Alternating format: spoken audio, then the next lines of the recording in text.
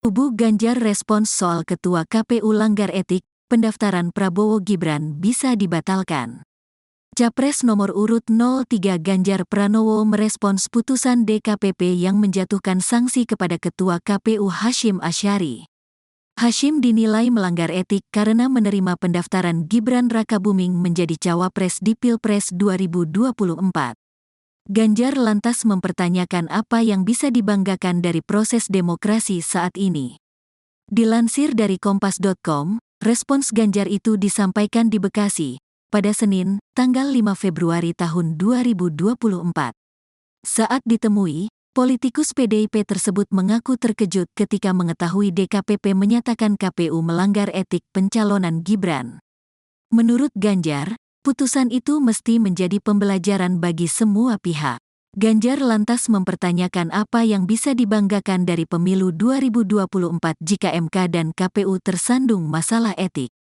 Lihatlah kalau MK-nya juga kena problem etika, terus kemudian KPU-nya kena etika, apa yang kemudian bisa kita banggakan pada rakyat dari proses demokrasi ini, kata Ganjar. Oleh karena itu, Ganjar pun menilai wajar apabila banyak akademisi serta tokoh agama, tokoh masyarakat, dan kelompok masyarakat sipil menyuarakan keprihatinannya jelang pemilu 2024. Ini alert untuk demokrasi kita, hati-hati ya, peluit sudah ditiupkan oleh rakyat. Kalau kita tidak bisa memperbaiki hari ini, maka selebihnya kepercayaan itu akan hilang, ujar Ganjar. Diketahui, DKPP menjatuhkan sanksi peringatan keras terakhir kepada Ketua KPU Hasyim Asyari pada Senin, tanggal 5 Februari tahun 2024. Hasyim dinilai melanggar kode etik karena memproses pendaftaran Gibran Rakabuming Raka sebagai calon wakil presiden.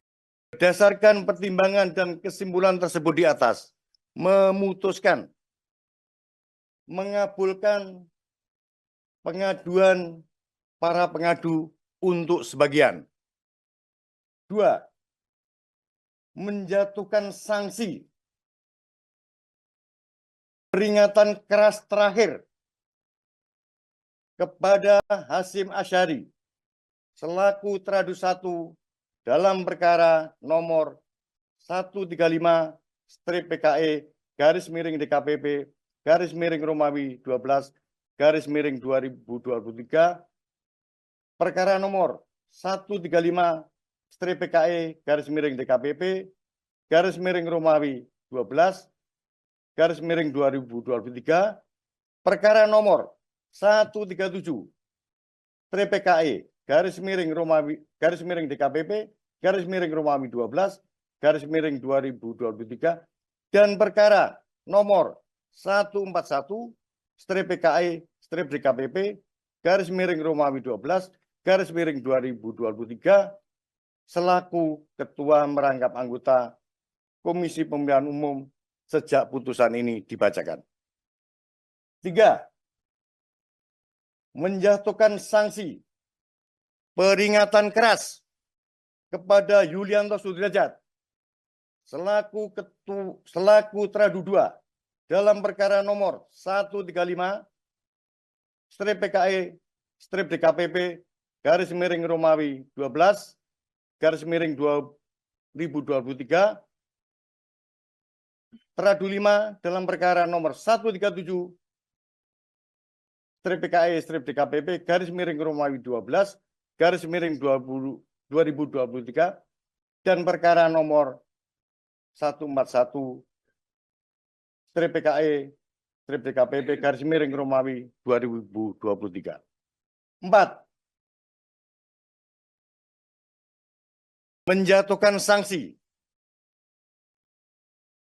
peringatan keras kepada Agus Melas selaku Tradu 3 dalam perkara nomor 135/PKE/DKPP/Romawi 12/2023, Tradu 7 dalam perkara nomor 137/PKE/DKPP/Romawi 12/2023, dan perkara nomor 141/PKE/DKPP/12 KPP-2023.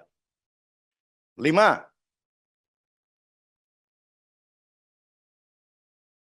Menjatuhkan sanksi peringatan keras kepada Betty Epsilon Idrus selaku teradu 4 dalam perkara nomor 135 strip PKE garis miring DKPP garis miring Romawi 12 garis miring 2023 teradu 2 dalam perkara nomor 137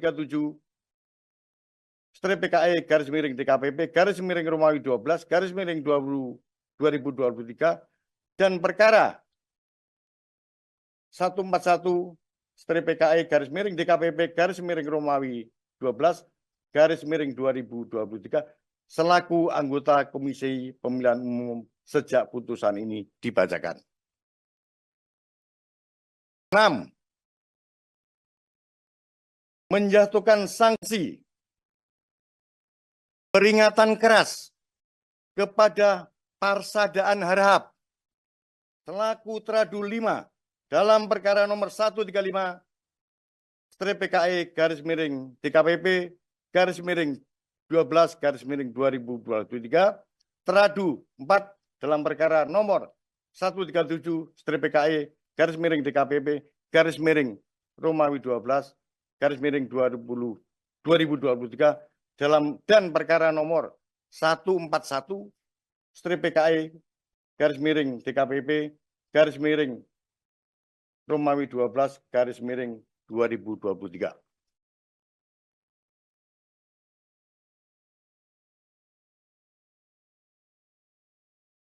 7.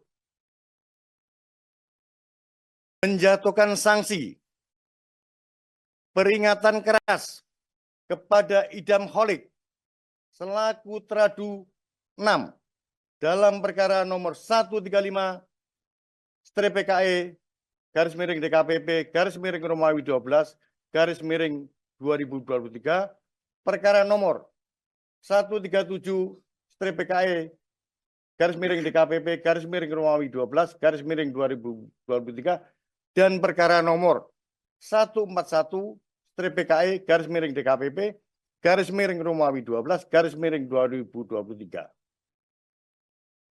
8. Menjatuhkan sanksi peringatan keras kepada Muhammad Afifuddin selaku teradu 7 dalam perkara nomor 135 strip PKE strip DKPP strip Romawi 23 teradu 3 dalam perkara nomor 137 strip PKE garis miring DKPP garis miring Romawi 23 saya ulang nomor dalam perkara nomor 137 strip PKE garis miring DKPP garis miring Romawi 12 garis miring 2023 dan perkara nomor 141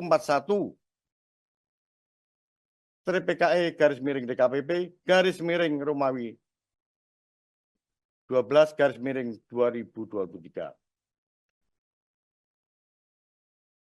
8. Saya ulangi, 9.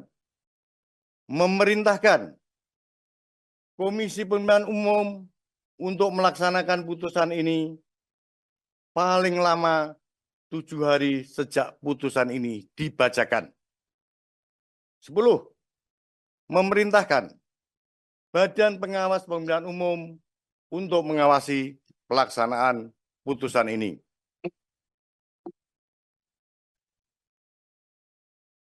Demikian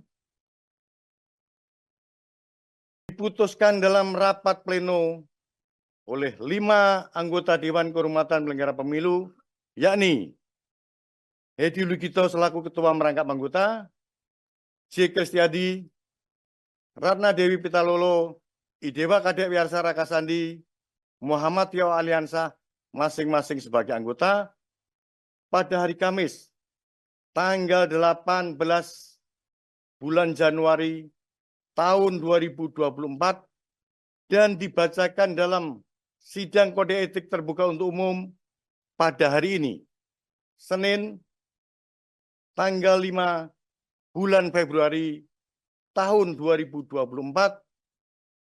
oleh Hedi Lugito selaku Ketua Merangkap Anggota, J. Kristiadi, dan Idewa Kadek Wiarsara Kasandi masing-masing sebagai anggota. Download Tribun X sekarang, menghadirkan lokal menjadi Indonesia. Mengakibatkan pendaftaran Capres dan Cawapres Prabowo dan Gibran itu batal demi hukum. TPN Ganjar Mahfud merespons putusan DKPP yang menyatakan Ketua KPU melanggar kode etik dalam pencalonan Gibran. Pasalnya dengan adanya pelanggaran tersebut, seharusnya pendaftaran paslon nomor urut 2 Prabowo Gibran dalam Pilpres 2024 bisa dibatalkan. Dilansir dari tribunnews.com, hal itu diungkapkan Deputi Bidang Hukum dan Advokasi Tim Pemenangan Nasional atau TPN Ganjar Mahfud Todung Mulya Lubis, tepatnya di Media Center Ganjar Mahfud Jakarta Pusat pada Senin 5 Februari. Atas putusan pelanggaran etik tersebut, Todung menyebutkan bahwa pencalonan Gibran sebagai cawapres bisa dibatalkan demi hukum. Terlebih sebelum putusan DKPP ini, MK juga telah memutuskan bahwa Ketua MK dan Hakim MK juga melanggar etik, yakni dalam melahirkan putusan MK nomor 90 tentang batas usia capres dan cawapres. Oleh karena itu, Todung menilai telah terjadi pelanggaran etik berat yang bisa membatalkan pendaftaran Prabowo Gibran. Todung juga mengatakan bahwa seharusnya ada proses hukum lain yang mesti dilakukan. Setelah ada putusan DKPP, nah ini pertanyaan legal yang sangat penting untuk dijawab oleh kita semua. Apakah kalau sudah ada dua putusan, satu di DKMK, Dewan Kehormatan Mahkamah Konstitusi, yang mengatakan bahwa Ketua MK dan Hakim-Hakim MK itu melanggar etika dalam melahirkan putusan MK nomor 90 dan mereka dikenakan sanksi, dan sekarang ada DKPP juga mengenakan sanksi KPU yang menerima pendaftaran itu. Nah, apakah dua putusan yang mengatakan telah terjadi pelanggaran etika yang berat di sini mengakibatkan pendaftaran Capres dan Cawapres Prabowo dan Gibran itu batal demi hukum? Nah, kalau kita hanya melihat putusan MK nomor 90, putusan MK itu tidak dinyatakan tidak berlaku karena putusan MK itu final and binding, berlaku untuk selamanya, karena dia tidak bisa diubah. Download Tribun X sekarang, menghadirkan lokal menjadi Indonesia.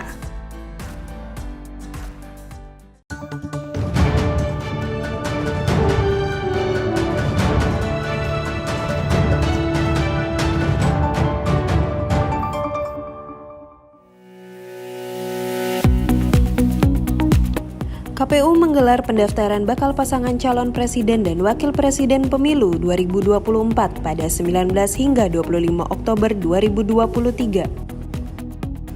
Gabungan partai politik Gerindra, Golkar, PAN, Demokrat, PBB, Garuda, dan PSI mendaftarkan Prabowo Subianto dan Gibran Rakabuming Raka sebagai bakal pasangan calon presiden dan wakil presiden pemilu tahun 2024 di kantor KPU pada pukul 11.20 waktu Indonesia Barat, Rabu 25 Oktober 2023. Delegasi gabungan partai politik pengusul bakal pasangan calon ini disambut oleh Sekretaris Jenderal KPU Bernard Dermawan Sutrisno dan diterima oleh Ketua KPU Hasyim Asyari, anggota KPU Idam Holik, Agus Melas, Betty Epsilon Idrus, Yulianto Sudrajat, Muhammad Afifuddin, dan Persadan Harahap, serta disaksikan oleh Bawaslu. Dalam sambutannya, Hasyim menyampaikan dalam pendaftaran ini baru memastikan dokumen persyaratan apakah lengkap atau belum lengkap. Nah, untuk kesempatan ini yang kami jadikan ukuran itu hanya satu, apakah dokumennya sudah lengkap atau belum. Dan berdasarkan informasi dari tim di Kesekjenan KPU, melalui silon, dokumen syarat pencalonan dan syarat calon dinyatakan lengkap.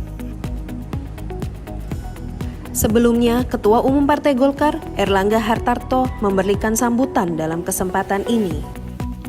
Kami percaya bahwa Komisi Pemilihan Umum akan menggelar pemilu dengan mandiri, profesional, transparan, berintegritas, sehingga pemilu presiden akan melahirkan kepemimpinan yang terbaik bagi Indonesia. Kemudian dilanjutkan sambutan oleh bakal calon presiden Prabowo Subianto. Mengucapkan terima kasih sebesar-besarnya kepada semua unsur, semua pihak yang telah membantu membawa kita, membawa program kita, membawa visi kita, membawa strategi kita untuk melanjutkan pembangunan dan mengantar Indonesia sampai menjadi negara yang maju. Turut hadir jajaran pengurus DPP Gerindra, Golkar, PAN, Demokrat, PBB, Garuda, dan PSI, serta jajaran Sekretariat Jenderal KPU.